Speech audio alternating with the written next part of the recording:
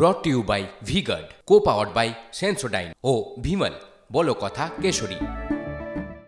মা বোনেরা চলে আসুন।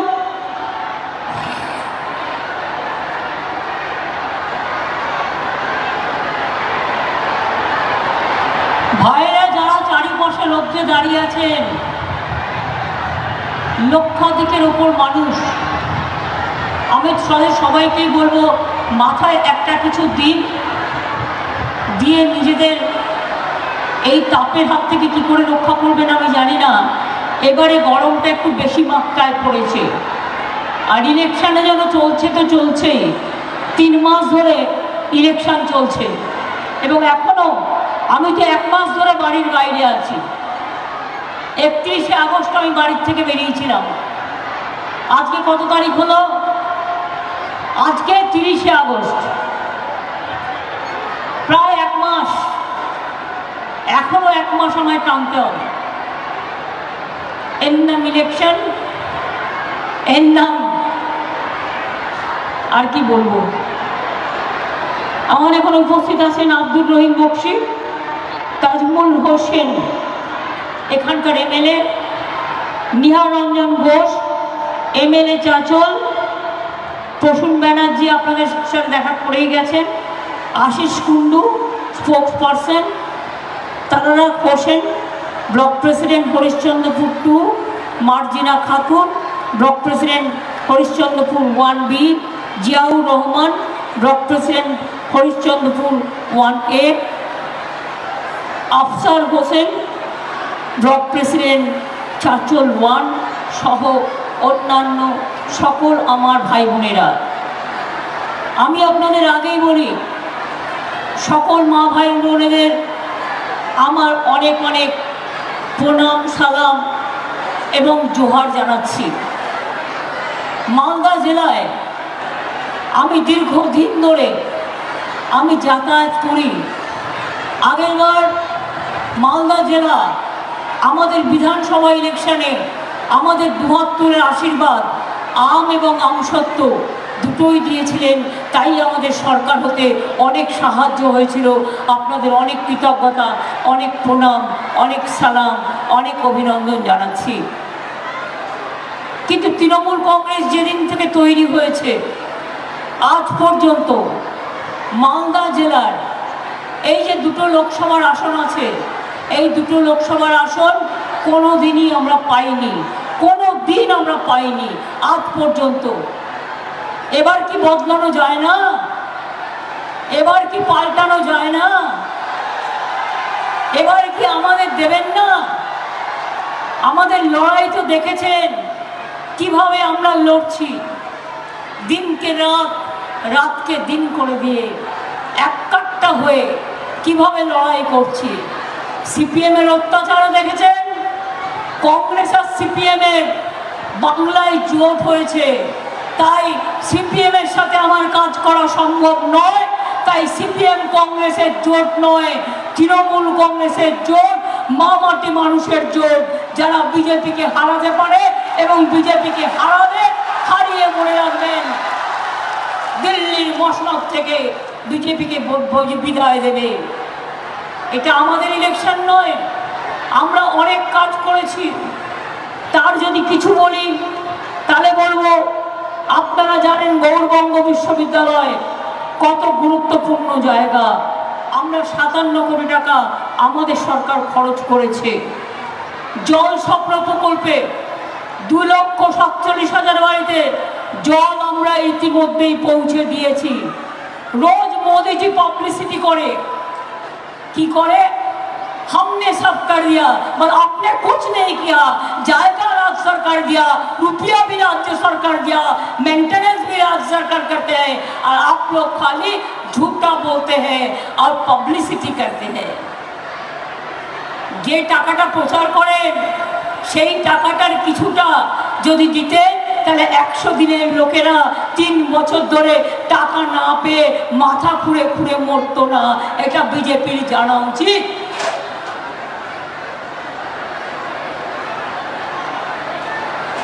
আপনারা জানেন এরা 100 দিনের কাজের টাকা দেয়নি। বারবার বলা সত্ত্বেও দেয়নি যখন, তখন আমরা আপনাদের কথা দিয়েছিলাম চিন্তা করবেন না, আমি দেখে দেব, এবং 100 দিনের লোকেদের যে টাকা পাওনা ছিল 69 লক্ষ ফ্যামিলিকে আমরা সেই টাকাটা পৌঁছে দিয়েছি। ইয়েস অর নো, দিয়েছি কি দিইনি বলুন? আমরা দিয়েছি। বাংলা 100 দিনের কাজে প্রথম, বাংলা স্কিলে প্রথম, বাংলা স্মল স্কেল ইন্ডাস্ট্রিতে প্রথম, বাংলা ই গভর্নেন্সে প্রথম, বাংলা মাইনরিটি স্কলারশিপে প্রথম। তাও হিংসায় জ্বলছে আর লুচির মতো ফুলছে, রোজ মিথ্যে কথা বলছে আর ভাওতা করছে আর বাংলার নামে বদনাম করে যাচ্ছে। গতকাল বিজেপির দ্বিতীয় নেতা, যিনি প্রধানমন্ত্রীর বড় তাতা, তিনি কাল মেমারিতে বলে গেছেন ওরা টাকা দেয় না, কারণ এখন আবার নতুন করে ভোট বদলেছে। আগে বিজেপির লোকেরা বলতো কেন ভোট দেবেন ওদের বলুন তো? বিজেপির লোকেরা বলতো 100 দিনের কাজে বাংলাকে টাকা দেবে না, বাংলার বাড়ি টাকা দেবে না। রোজ মোদীবাবু প্রচার করছেন সব ঘর কো পাকা বাড়ি বানা দেগা।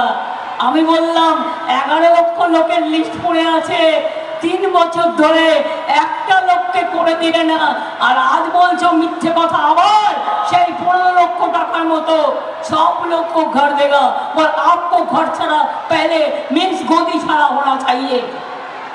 ঘর ছাড়া তো কেউ কাউকে করে না, এবং সেটা আমরা করছিও না। আমি যে গদি ছাড়া होना चाहिए। জিজ্ঞেস করুন, নতুন Malda medical college, Chanchal super hospital, মালদার আম রপ্তানি, মালদার বিমানবন্দর আমরা রেডি করে দিয়েছি। আমরা বারবার বলছি বিমান দাও, আমরা চাই মালদার বিমানটা চালু হয়ে যাক। কুচবিহার চালু হয়ে গেছে, বালুরঘাটেও কাজ চলছে, হয়ে যাবে।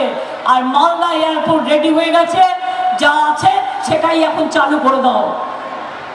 কিন্তু কিছুতেই করে না, কিছুতেই করে না।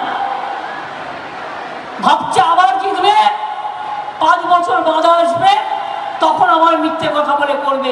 আমরা বলি না। আপনারা একটা জিনিস লক্ষ্য রেখেছেন, গতকাল মোদী বাবুর তাতা স্বয়ং হোম মিনিস্টার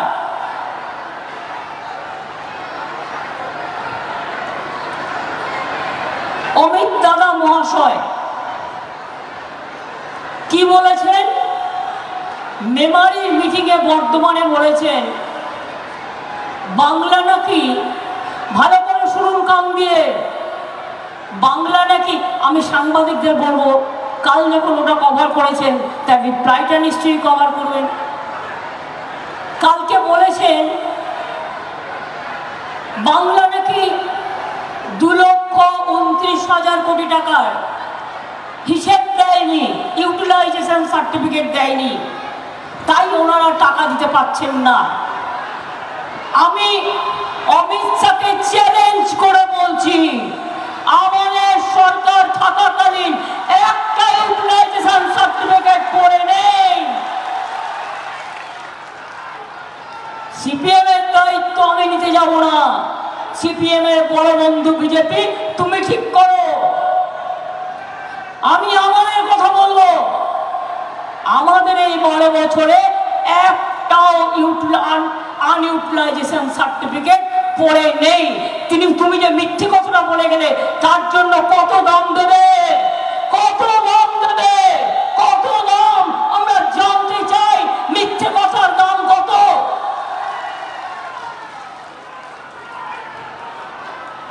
হ্যাঁ, অমিত বাবু, মোদী বাবুর বড় চাচা যত অন্যায় কাজ করে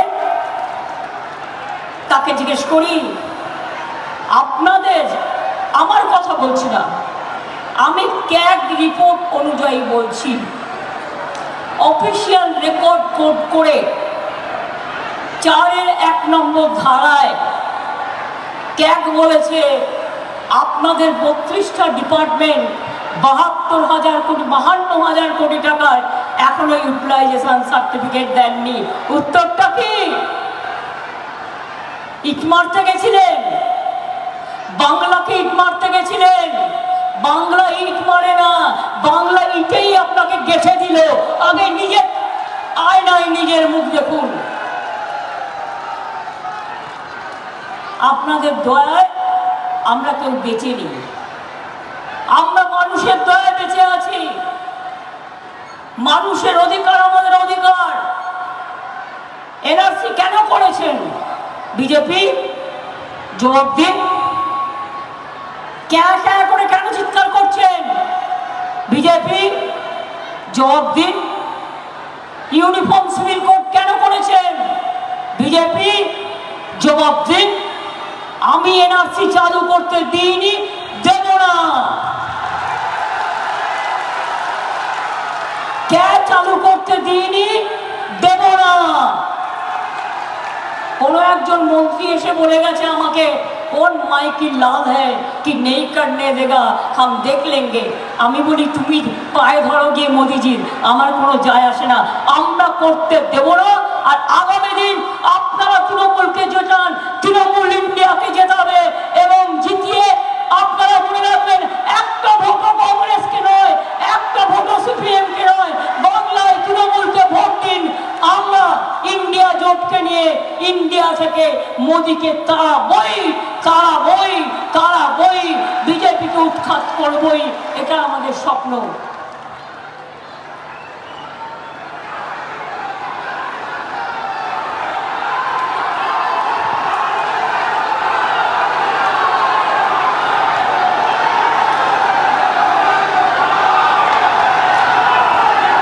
দিনের কাজ আপনি দেবেন না বাংলাকে, তো আমার দরকার নেই। আমি কর্মশ্রী করে দিয়েছি, 50 দিনের কাজের গ্যারান্টি দিয়ে দিয়েছি। মানুষ জব কার্ড হোল্ডাররা 50 দিনের কাজ পাবে, যদি কেউ করতে চান 60 দিনও পাবে। তার টাকা রাজ্য সরকার দেবে। আমরা বিজেপির ভরসায় থাকি না, আমরা কারো দালালির ভরসায় থাকি না। বাংলা নিজে পায়ে দাঁড়িয়ে নিজের ছেলে মেয়েদের রক্ষা করবে, আমার গরিব মজদুরদের রক্ষা করবে। বারবার করে গেছি দিল্লি, বারবার বলেছি দয়া করে গরিব লোকের বাড়িগুলো ছেড়ে দিন। বাংলার বাড়ি কেন আটকে রেখেছেন? আমি প্রধানমন্ত্রীকে 3 বার মিট করেছি রাজ্যের স্বার্থে, আমার অফিসারদের পাঠিয়েছি। তারা বলেছে অফিসারে মিট করে সেটেল করবে, আজ পর্যন্ত করেনি। কারণ এই বিজেপির নেতাদের জিজ্ঞেস করুন, যারা এতদিন বিজেপিতে সাংসদ আছেন, এমনকি কংগ্রেসের নেতাদেরও জিজ্ঞেস করুন এখানকার, আমি দিল্লির কথা বলছি না, স্থানীয় নেতাগুলো যারা প্রতিদিন বম রাম ফ্যান জগাই বাধাই গদাই 3টে এক হয়ে পঞ্চায়েত থেকে বিধানসভা থেকে লোকসভা করে, একদিনও চিৎকার করে বলেছে কেন 100 দিনের কাজের টাকা দিচ্ছ না, কেন বাংলার বাড়ি দিচ্ছ না, কেন রাস্তাঘাট দিচ্ছ না? কোনো দিনই বলেনি। আর আজ যখন ইলেকশন এসছে তখন কি বলছে? তখন ফোন করে করে কাউকে বলছে ওই ডেটাটা তো আমাদের তৈরি করা, আমরা জমা দিয়েছিলাম। কি বলছে? आप लोग फिर अप्लाई कीजिए, आपको हम रुपया दे देंगे। আমি বলি আর অ্যাপ্লাই করার দরকার নেই। 11 লক্ষ মানুষের যার নাম তোলা আছে, ডিসেম্বর মাস থেকে 2টো কিস্তিতে 1,20,000 টাকা বাংলার বাড়ি আমরাই করে দেবো।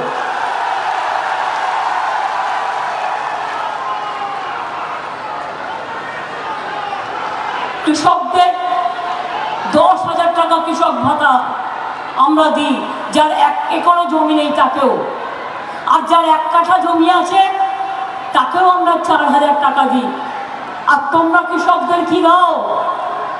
5 একর না 3 একর জমি থাকলে তবেই একজন 6,000 টাকা পাবে।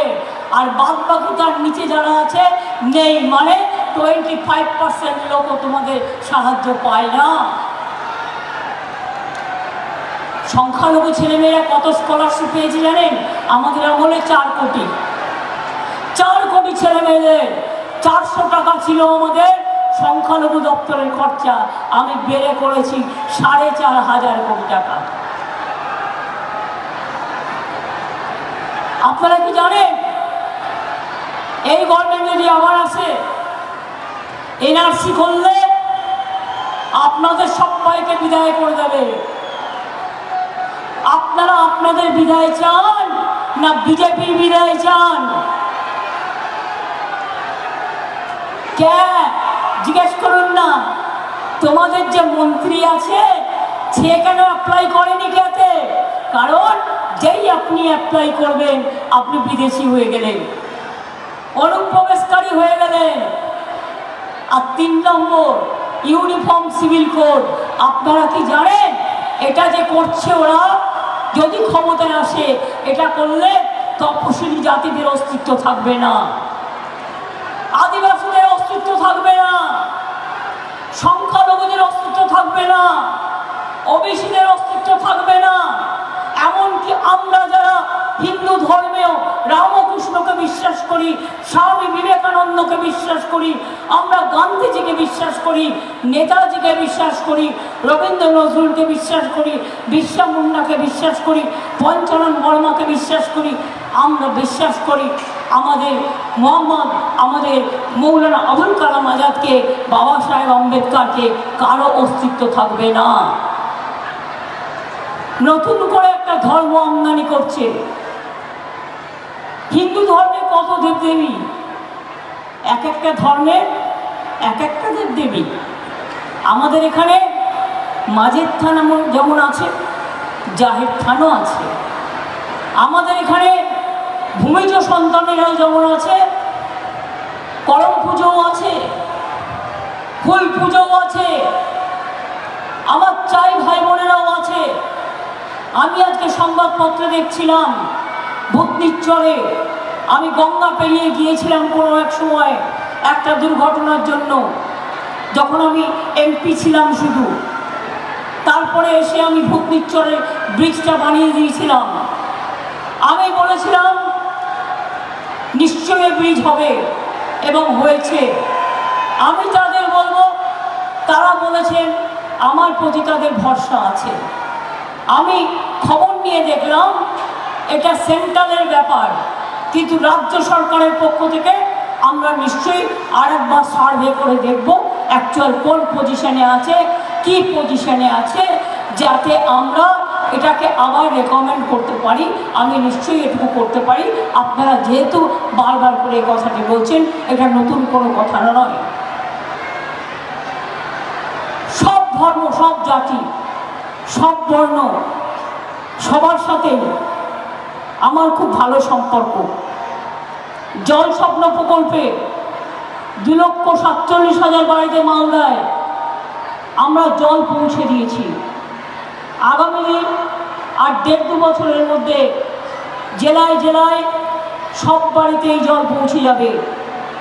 আপনারা জানেন গঙ্গার পদ্মার ভাঙনের জন্য কেন্দ্রের টাকা দেওয়ার কথা দেয়নি, আমরা 208 কোটি টাকা ইতিমধ্যেই খরচ করেছি। এছাড়াও আমরা 290 কোটি টাকা দিয়ে ফুলাহার নদীর ওপর নাকাট্টি সেতু করেছি, 4টে নতুন থানা করেছি, মোথাবাড়ি, পুকুরিয়া, ভুতনি সাইবার ক্রাইম থানা, ইংলিশ বাজার মহিলা থানা, 4টে নতুন স্টেডিয়াম গড়ে তোলা হচ্ছে। মালদা, মুর্শিদাবাদ, নদিয়া ট্যুরিজম সার্কিট, তাছাড়াও গৌড় সার্কিট, বৌদ্ধ সার্কিট, ধর্মীয় circuit, eco tourism circuit, Adina circuit, Gour Adina ও পাণ্ডুয়ার সংস্কার উন্নয়ন, জগজীবনপুরে বৌদ্ধ মঠের পুনরুদ্ধার, পিরানা পীরের মসজিদে হাই মাস্ট এলইডি, পুরাতন কোতোয়ালি দরজার পুনরুদ্ধার, বাংলার আরও অন্যান্য অনেক প্রোগ্রাম মালদা জেলাকে কেন্দ্র করে আমাদের নেওয়া আছে। এগুলোকে বাদ দিয়েও যদি বলি সামাজিক কাজ, আমাদের মতো সামাজিক কাজ কে করেছে? একটা বাচ্চা জন্মালে একটা সবুজ শ্রী গাছ। একজন যদি কেউ মারা যায় দুর্ভাগ্যে, কিন্তু মারা যাবার পরেও যদি কোনো পরিবার তার শেষকৃত্য করবার জন্য তার ঘরে পয়সা না থাকে, সরকারকে চাইলে সমব্যথী স্কিমে সরকার 2000 টাকা দেয়।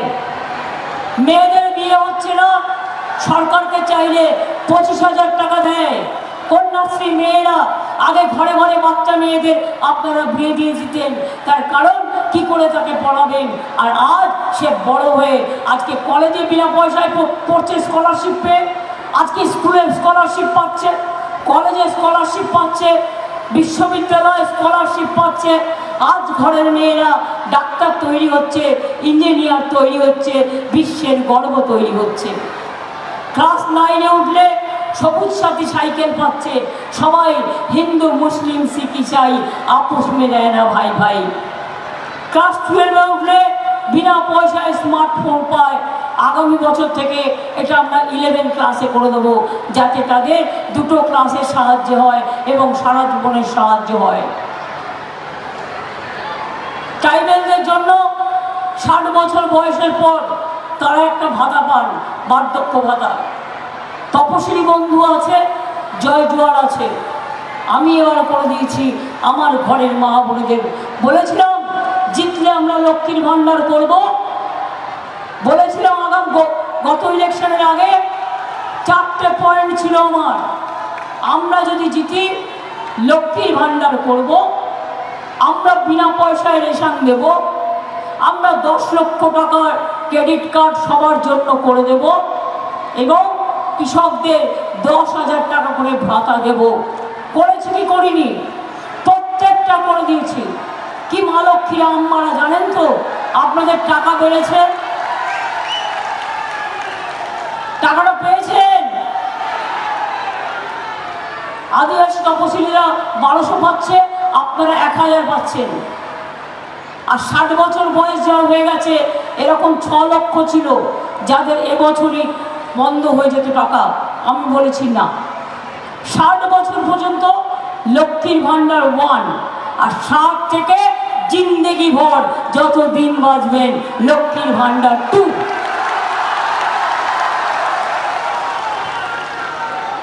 অনেকে বড় বড় কথা বলে, আরে করে দেখাও। সংখ্যালঘুরা বলুন তো একবার বুকে হাত দিয়ে, 17% ওবিসি রিজার্ভেশন এখানে কে করেছিল আমরা আসার পর? তার মধ্যে 97% সংখ্যালঘুরা ঢুকেছেন কি ঢোকেননি। এবং তারপরে আপনাদের ছেলে মেয়েরা আজকে ইঞ্জিনিয়ার হচ্ছে, ডাক্তার হচ্ছে, WBPS হচ্ছে, WBCS হচ্ছে, IAS হচ্ছে, IPS হচ্ছে। আমি দেখে গর্ববোধ করি যখন আমার ট্রাইবেল ভাই বোনেরা IAS তৈরি হয়, IPS তৈরি হয়। এদের জন্য অনেক সুযোগ করে দেওয়া হয়েছে। এখন থেকে জেলায় জেলায় যোগ্যশ্রীর ক্লাস হবে, একটা করে সেন্টার। যারা ডাক্তার হতে চান, যারা ইঞ্জিনিয়ার হতে চান, যারা অন্যান্য এডুকেশনের ট্রেনিং নিতে চান, বিনা পয়সায় সরকার তাকে মদত করবে, তাকে পড়ানোর ব্যবস্থা করবে, যাতে আগামী দিন জেলার ছেলেমেয়েরা অনেক ভালোভাবে বড়োভাবে তারা মানুষ তৈরি হতে পারে। এইভাবে কৃষক থেকে শুরু করে কৃষকদের শস্য বিমা, কে দেয় টাকা? আমরা দিই টাকা। কোনো রকম কৃষকের জমি নষ্ট হয়ে গেলে, জলে নষ্ট হলে, পোকায় কেটে দিলে সঙ্গে সঙ্গে আমরা হেল্প করি। কৃষক বিমা আমরা টাকাটা দিই যাতে কৃষকদের জমিটা রক্ষা হয়। মনে রাখবেন, কৃষকদের জমি যে মিউটেশন হয়, মিউটেশন ফি দিতে হয় কৃষি জমি বিক্রির ক্ষেত্রে, সেটাও আমরা তুলে দিয়েছি। আচ্ছা, একটা কথা বলুন তো, ভুলে গেছেন সবাই? আগে একটা সার্টিফিকেট জোগাড় করতে,